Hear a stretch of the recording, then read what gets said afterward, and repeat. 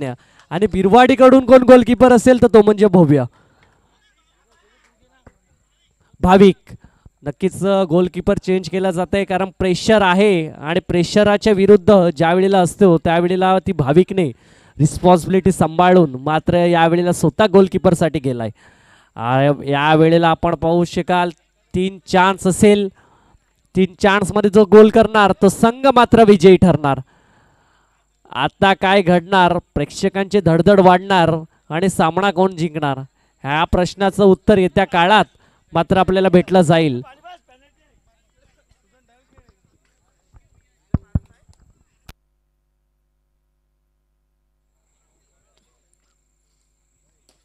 अगदी जवळ चेंडू आहे. आता फक्त आणि फक्त उत्तर आहे, फक्त गोलकीपरला हा चेंडू रोखायचा आहे. रोखलं जाईल का, काय घडलं जाईल, किपरची मात्र धडधड वाढली असेल कारण चेंडू रोखायचा आहे. चेंडू रोखला नाही तर मात्र अवघड आहे. आणि काय घडलं जाईल समोर जर बघायला गेलं अक्षय, एका बाजूला भाविक आणि पहिला कमालीचा गोल कोणी केला असेल तर तो म्हणजे अक्षय. आता दुसरा चान्स, आता दुसरी प्रश्नपत्रिका, उत्तर दिलं जाईल बिरवाडी संघाकडून क्रिश कडून. समोर आहे लाविन्य, उत्तर काय दिलं जाईल आणि उत्तर येतं यस 1-1.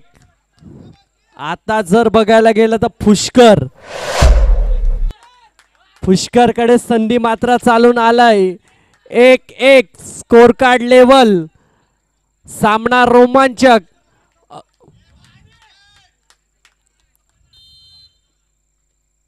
आणि 2-2 आता 2-1. आता जर बघायला गेलं तर लाविन्य आहे, दुसरी संधी आहे. पास्तळ संघाचे 2, बिरवाडीचा 1 आणि दुसरी संधी.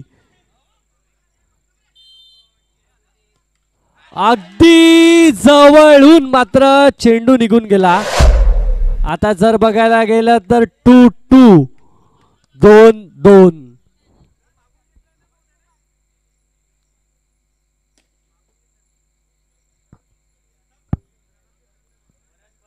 यस, पंचाचा जो काही डिसिजन असेल डिसिजन मध्ये चेंजेस आता पाहू शकाल. 1-2 पास्तळचे 2, बिरवाडीचा 1. पुन्हा संधी बिरवाडीला. या वेळेला संधीचं सोनं करावं लागेल लाविन्याला आणि ती करण्याची क्षमता मात्र लाविन्याकडे आहे. यस, आणि कमाल करतोय.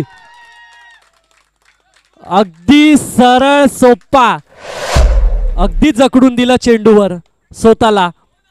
आता मात्र ज्याने पहिला गोल केला आणि या स्वतःच्या संघाला जिवंत ठेवण्याचं काम केलं तो म्हणजे धवलसाठी टाळ्या झाल्या पाहिजेत. याने कमाल केलाय. तिसरा गोल केला जाईल का. 2-1.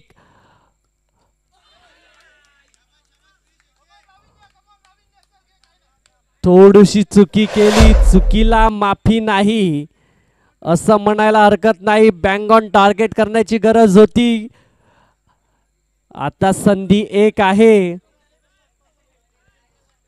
जर बघायला गेलं तर पास्तळचे 2, बिरवाडीचा 1. आता मात्र धरम काय करेल येत्या काळात जर बघायला गेलं तर 2-1. आणि लाविन्याने दुसऱ्या वेळेला मात्र चांगलं काम केलं होतं. या वेळेला काय केलं जाईल, धडधड वाढत असेल आणि सामना विजयी होतोय पास्तळ. Come on. यस, सुरेखरित्या कामगिरी केली. मात्र लाविन्याने थोडीशी चुकी केली पण सुधार मात्र या वेळेला केलं आणि मात्र फायनल मध्ये प्रवेश केला. फायनलची मॅच रंगली जाईल. एका बाजूला नवली ए वर्सेस पास्तळ ए. लगेच मॅचला सुरुवात केली जाईल आणि मी समालोचनासाठी मात्र प्रीतम घरात गोट्या याला मात्र आमंत्रित करतो की त्याने यायचं आहे, समालोचनाचा भार सांभाळायचा आहे. पुढची फायनलची मेगा फायनल मॅच मात्र रंगली जाईल. एका बाजूला नवली ए तर दुसऱ्या बाजूला पास्तळ ए.